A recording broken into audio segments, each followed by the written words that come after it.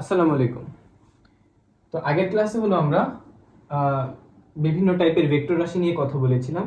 তো আজকে আমরা আলোচনা করব ভেক্টর যোগ ও বিয়োগ নিয়ে। তো আগে আমরা দেখে ফেলি যে ভেক্টর যোগ জিনিসটা আসলে কি।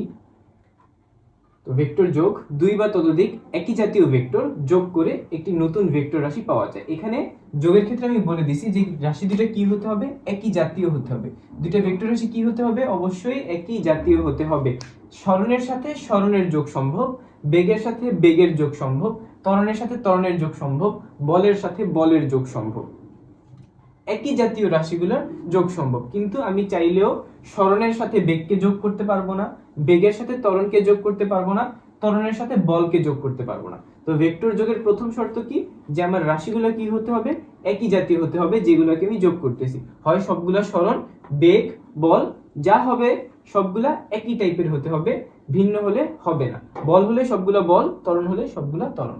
তো দুই বা ততোধিক একই জাতীয় ভেক্টর যদি আমি যোগ করি তাহলে আমি একটা নতুন ভেক্টর পাই, একটা নতুন ভেক্টর পাওয়া যায়। এই নতুন ভেক্টরটা মানে যেটা যোগফল হিসেবে বের হয়েছে, ওই নতুন ভেক্টরটিকে দুই বা ততোধিক ভেক্টর রাশির লব্ধি বলা হয়। লব্ধির ইংরেজি নাম কি, রেজাল্টেন্ট। তো রেজাল্টেন্ট বা লব্ধি বলা হইতেছে। তো দুইটা বা তিনটা চারটা ভেক্টর রাশি আমি যোগ করে আমি যে রেজাল্ট পাইছি বা যোগফল পাইছি, যোগফল হিসেবে যে ভেক্টর রাশিটা পাইছি ওইটাকে আমি কি বলতেছি, লব্ধি। আর লব্ধির ইংরেজি কি, রেজাল্টেন্ট। তাহলে দুই বা ততোধিক একই জাতীয় ভেক্টর যোগ করে একটি নতুন ভেক্টর পাওয়া যায়। এই নতুন ভেক্টরটিকে কি বলা হয়, দুই বা ততোধিক ভেক্টর রাশির যে যোগফল আছে ওইটাই যোগফলটাকে আমি কি বলতেছি, লব্ধি বা রেজাল্টেন্ট। আর যে ভেক্টরগুলো যোগ করে আমি এই লব্ধি ভেক্টরটা পাই তাদের প্রত্যেকটি হলো লব্ধি ভেক্টরের উপাংশ। তো এখানে আমরা একটু দেখে ফেলি যে ধরেন আমার কাছে একটা ভেক্টর ছিল a আর একটা ভেক্টর ছিল b। তো a আর b যোগ করে ধরেন আমি c ভেক্টর পাইছি। এই যোগ কিভাবে করছি এটা আমি পরবর্তীতে বলতেছি। তো a একটা ভেক্টর ছিল, b একটা ভেক্টর ছিল, এই দুইটা ভেক্টর যোগ করে আমি কোন ভেক্টর পাইছি, c ভেক্টর পাইছি। তাহলে c ভেক্টরকে আমি কি বলবো, c ভেক্টর হচ্ছে আমার লব্ধি, এটা যোগফল, যোগফল মানে লব্ধি।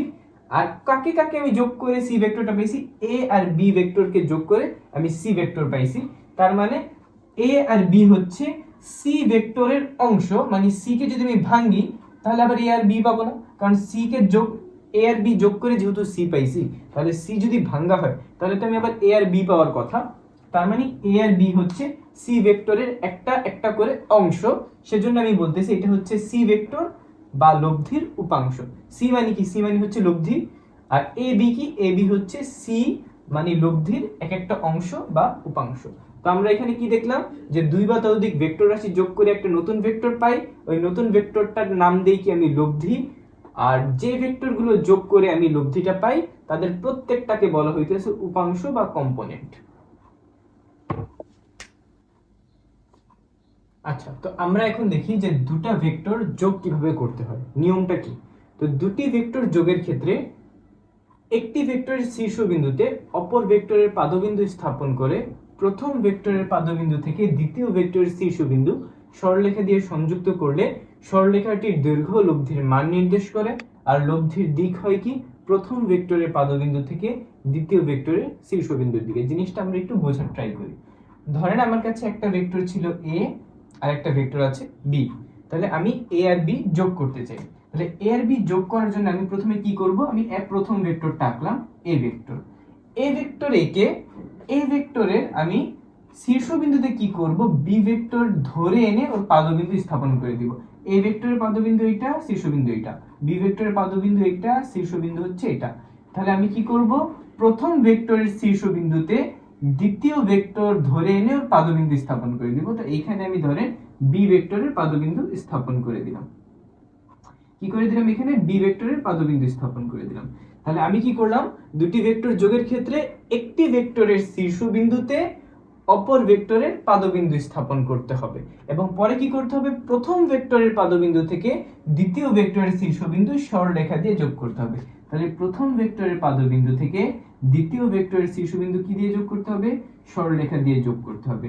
যদি আমি যোগ করি তাহলে এই সরলরেখাটাই কি নির্দেশ করে, আমার লব্ধির মান নির্দেশ করে। এটা ছিল আমার a, এটা ছিল b।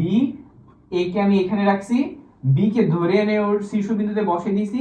তারপর প্রথম ভেক্টরের পাদবিন্দু মানে a ভেক্টরের পাদবিন্দু আর b ভেক্টরের শীর্ষবিন্দু হচ্ছে সরলরেখা দিয়ে যোগ করে দিয়েছি।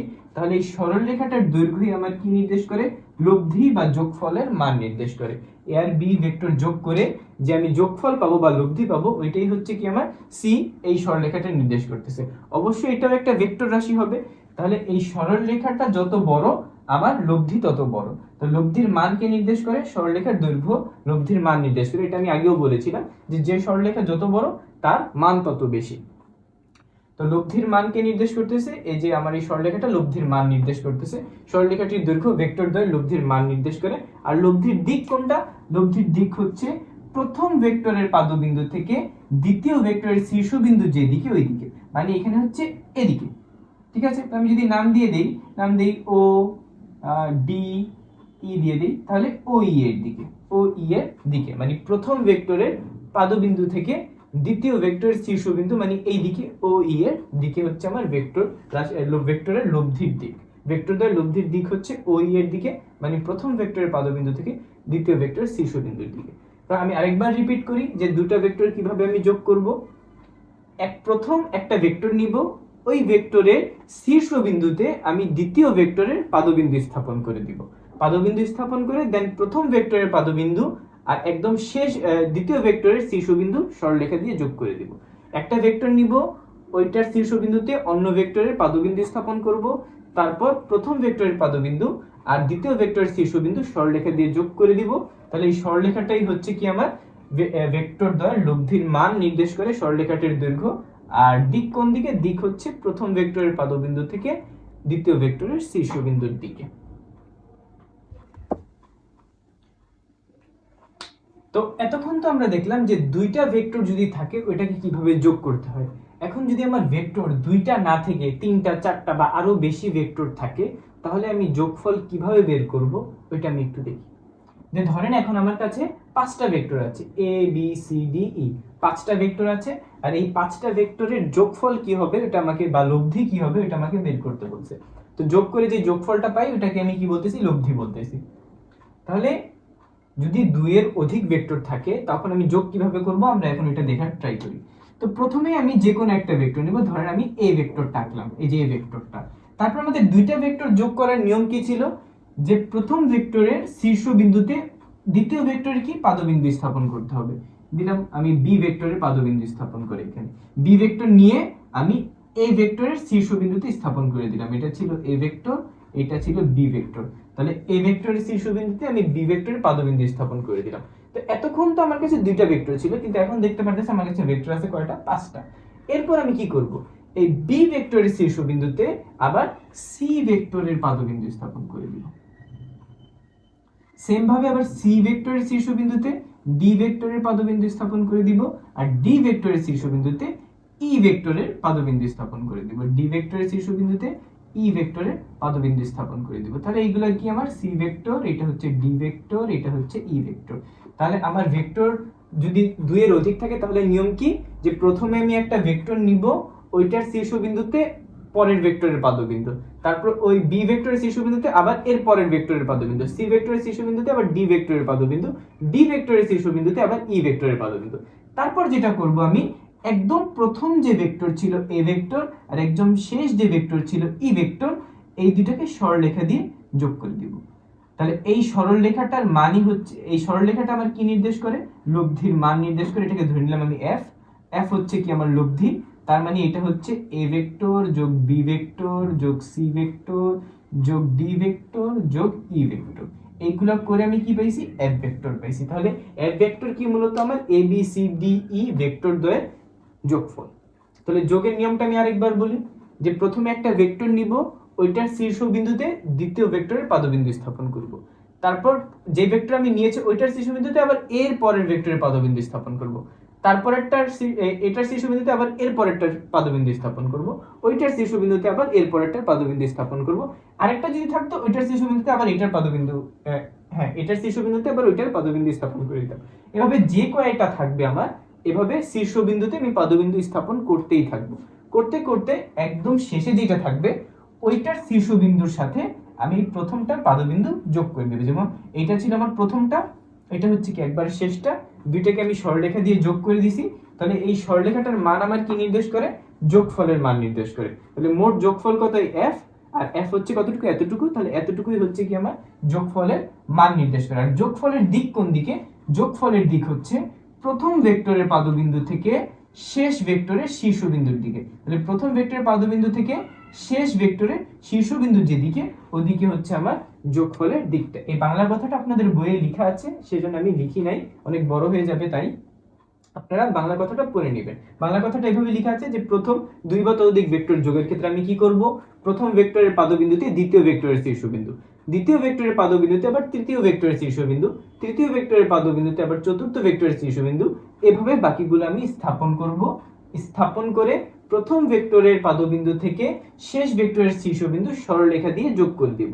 তাহলে সরলরেখাটার মানই হচ্ছে আমার ভেক্টরদ্বয় লব্ধির মান, আর ভেক্টরদ্বয় লব্ধির দিক হচ্ছে প্রথম ভেক্টরের পাদবিন্দু থেকে শেষ ভেক্টরের শীর্ষবিন্দু যেদিকে ওই দিকে, মানে প্রথম ভেক্টরের পাদবিন্দু থেকে শেষ ভেক্টরের শীর্ষবিন্দুর দিকে। আচ্ছা, তো এখন আমরা দেখি যে ভেক্টর বিয়োগ আসলে কিভাবে করতে হয়। তো দুইটা ভেক্টরের বিয়োগের ক্ষেত্রে দুটি ভেক্টরের বিয়োগের ক্ষেত্রে যে ভেক্টরকে বিয়োগ করতে হবে তার ঋণাত্মক ভেক্টরকে অপর ভেক্টরের সাথে যোগ করলেই বিয়োগফল পাওয়া যাবে। বিয়োগফলের দিক হবে প্রথম ভেক্টরের পাদবিন্দু থেকে শেষ ভেক্টরের শীর্ষবিন্দুর দিকে। এটা আমরা একটু জিনিসটা ভালোভাবে লক্ষ্য করি। ধরেন আমার কাছে একটা ভেক্টর ছিল কি a, আর একটা ভেক্টর ছিল b। এখন a আর b আমি যোগ করতে চাই না, আমি a vector plus B vector বের করতে চাই না, আমি বের করতে চাই হচ্ছে A vector minus B vector কত, ওইটা আমি বের করতে চাই। আমার লক্ষ্য কি A vector minus B vector বের করা। তাহলে আমি কি করলাম, এ ভেক্টর তো এ ভেক্টরই, বি ভেক্টরের ঋণাত্মক ভেক্টর বের করে ফেললাম। ঋণাত্মক ভেক্টর কি ছিল? ঋণাত্মক ভেক্টর সংজ্ঞাটা এরকম ছিল যে নির্দিষ্ট দিক বরাবর কোনো ভেক্টরকে ধনাত্মক ধরলে তার বিপরীত দিকে সমমানের সমজাতীয় ভেক্টরকে ঋণাত্মক ভেক্টর বলা হয়। তাহলে বি ভেক্টরকে যদি আমি ধনাত্মক ধরি, তার বিপরীত দিকে সমমানের মানে সমান দৈর্ঘ্যের আর সমজাতীয় ভেক্টরকে আমি কি বলবো? ঋণাত্মক ভেক্টর। তাহলে এটা ছিল বি, বি এর বিপরীত দিকে যে ভেক্টরটা হচ্ছে ওইটা হচ্ছে মাইনাস বি ভেক্টর। এখন যদি আমি এই কাজটা করি যে এ ভেক্টর তো আমার কাছে দেওয়া আছেই, এ ভেক্টরের এই শীর্ষ বিন্দুতে আমি যদি মাইনাস বি ভেক্টরের পাদবিন্দু স্থাপন করে দেই, মাইনাস বি ভেক্টরের পাদবিন্দু স্থাপন করে দেই, এবং এই যে এ ভেক্টরের পাদবিন্দু আর ঋণাত্মক ভেক্টরের যে শীর্ষবিন্দু আছে এটা যদি যোগ করে দেই, তাহলে এইটাই হচ্ছে কি আমার বিয়োগফলের মান নির্দেশ করতেছে। আর বিয়োগফলের দিক কোন দিকে? প্রথম ভেক্টরের পাদবিন্দু থেকে ঋণাত্মক ভেক্টরের শীর্ষবিন্দুর দিকে। আমি জিনিসটা আবার রিপিট করি যে প্রথমে আমি কি করলাম, যে ভেক্টরটা বিয়োগ করতে হবে তার ঋণাত্মক ভেক্টর নির্ণয় করে ফেললাম। তারপর আমি আসলে বিয়োগ না করে এ ভেক্টরের সাথে ও ঋণাত্মক ভেক্টর যোগ করতেছি। এই ভেক্টরের সাথে কি করতেছি? ও ঋণাত্মক ভেক্টরটা আমি যোগ করে দিতেছি। তাহলে আমি এ একটা ভেক্টর নিয়েছি, ওর পাদবিন্দু শীর্ষবিন্দুতে আমি কি বসিয়ে দিছি? যে ভেক্টরটা বিয়োগ করব তার ঋণাত্মক ভেক্টরের পাদবিন্দু বসিয়ে দিছি। তাহলে এ আর বি কি হয়ে গেছে? রুল অনুযায়ী যোগ হইতেছে, কিন্তু আসলে এ ভেক্টর যোগ কি হইতেছে? মাইনাস বি ভেক্টর হইতেছে। আর এটার অ্যান্সার কি বের হইতেছে? C vector. তাহলে সি ভেক্টর সমান কি হয়ে গেল? A vector minus B vector. তো আমি বিয়োগের ক্ষেত্রে আসলে বিয়োগ করতেছি না, আমি এক টাইপের যোগই করতেছি। কার সাথে কার যোগ? যে একটা ভেক্টরের সাথে যে ভেক্টর বিয়োগ করব তার ঋণাত্মক ভেক্টর আসলে যোগ করে দিতেছি। তাহলে দুইটা ভেক্টর বিয়োগের ক্ষেত্রে যে ভেক্টরকে বিয়োগ করতে হবে তার ঋণাত্মক ভেক্টরকে আমি আসলে অপর ভেক্টরের সাথে যোগ করে দিতেছি। তাহলে এ ভেক্টর থেকে আমার বি ভেক্টর বিয়োগ করতে হবে, তাই এ ভেক্টরের সাথে হলো আমি বি ভেক্টরের যে ঋণাত্মক ভেক্টর ছিল ওইটাকে যোগ করে দিছি। তাহলে প্রথমে আমি বি ভেক্টর ঋণাত্মক ভেক্টর নির্ণয় করছি, নির্ণয় করে এ ভেক্টরের শীর্ষবিন্দুতে বি ভেক্টরের ঋণাত্মক ভেক্টর মানে এইটা ধরে এনে এখানে পাদবিন্দু স্থাপন করে দিছি। তাহলে এ ভেক্টর আর মাইনাস বি ভেক্টর কি যোগ হয়ে গেল না? এ ভেক্টর আর মাইনাস বি ভেক্টর কি হয়ে গেল? যোগ হয়ে গেল। যোগ হয়ে কি আসছে? C vector. তারপর আমি ব্র্যাকেটটা উঠাই দিলেই দেখা যাইতেছে এ ভেক্টর আর মাইনাস বি ভেক্টর হয়ে গেছে, A vector minus B vector হয়ে গেছে। এটাই হচ্ছে আমার বিয়োগফলের মান। তাহলে বিয়োগ আমি কিভাবে করব? একটা ভেক্টর নিব, তারপর যেটা বিয়োগ করতে হবে ওইটা ঋণাত্মক ভেক্টর ওই ভেক্টরের সাথে যোগ করে দিব। ঋণাত্মক ভেক্টরটা কি করব? ওর সাথে যোগ করে দিব। যোগ করার নিয়ম কি? ওই যে শীর্ষবিন্দুতে অন্য ভেক্টরের পাদবিন্দু স্থাপন করতে হবে। এভাবে যোগ করে দিলেই যে আমি যোগফলটা পাবো ওইটা আসলে যোগফল না, ওইটা আসলে কি? বিয়োগফল। ঋণাত্মক ভেক্টর যোগ করলেই আমার বিয়োগফল বের হয়ে যাবে। তো আজকে এই পর্যন্তই। পরের ক্লাসে হয়তো আমরা সামান্তরিক সূত্র নিয়ে কথা বলবো।